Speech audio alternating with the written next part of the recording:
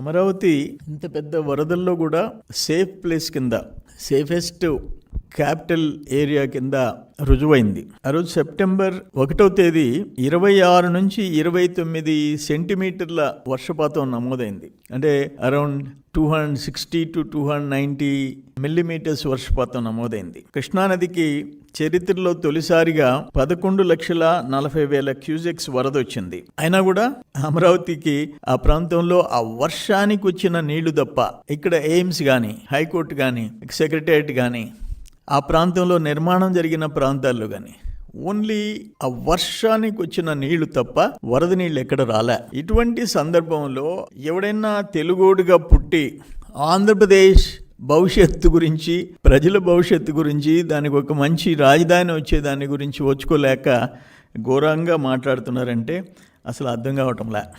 ఇది అమరావతి సముద్రం నీటి మట్టం కంటే 35 మీటర్స్ హైట్లో ఉంది. కృష్ణానది చరిత్రలో 11,40,000 క్యూసెక్స్ మన ప్రాంతంలో ప్రవాహం మనం ఎప్పుడు చూడలే. ఇది ఇటువంటి ఘోరమైన ప్రచారం చేయటం ఆశ్చర్యంగా ఉంది. అంటే తెలుగోళ్ళు అయ్యుండి నువ్వు పార్టీలు వేరే అయ్యుండొచ్చు, ఎలక్షన్స్లో గెలిపోవటములు సాధారణం. మీరు ఓడిపోతే అమరావతి నాశనం అయిపోవాలనా? అమరావతికి పెట్టుబడులు రాకూడదా? అమరావతి నగరం అభివృద్ధి చెందకూడదా? ఇన్ని పెట్టుబడులు వస్తాయనంటే అన్ని మూలపడిపోవాలనా? ఈరోజు అసలు 5 ఏళ్ళు మీరు ఎక్కడి నుంచి పరిపాలించారు?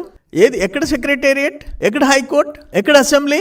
జగన్మోహన్ రెడ్డి చెప్పు, వైజాగ్లో పెట్టావా? ఎక్కడ పెట్టావు? అటువంటి అమరావతి నాశనం కోరుకోవటం ఎంత దురదృష్టకరమైన పరిణామమో మాకు అసలు అర్థం కావటంలే.